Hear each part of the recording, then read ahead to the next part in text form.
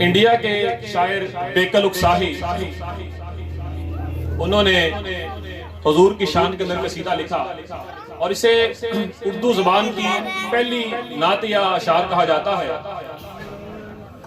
جس کو میرے حضور نے دیکھا بنا دیا،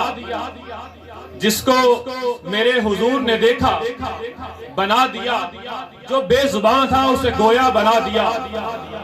اور جس کو چھو لیا وہ بنا رشک کیمیا، اور جس کو چھو لیا وہ بنا رشک کیمیا، رکھا قدم تو عرش معلا بنا دیا. زلفیں بکھیر دی تو شب قدر بن گئی، زلفیں بکھیر دی تو شب قدر بن گئی، سلجھا کے روتے ہوئے مجلا بنا دیا. اور آخر میں بیکل اکساہی فریاد کرتے ہیں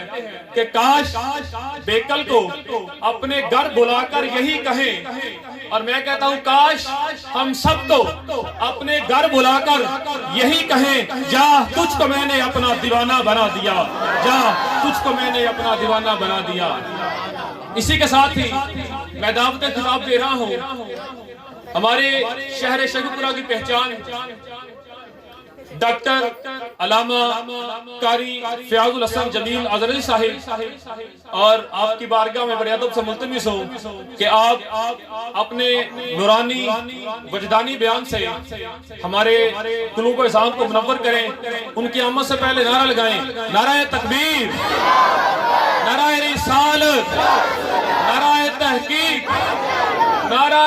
حیدری، نعرہ غوثیہ، جشن آمد رسول، سرکار کی آمد، منٹھار کی آمد،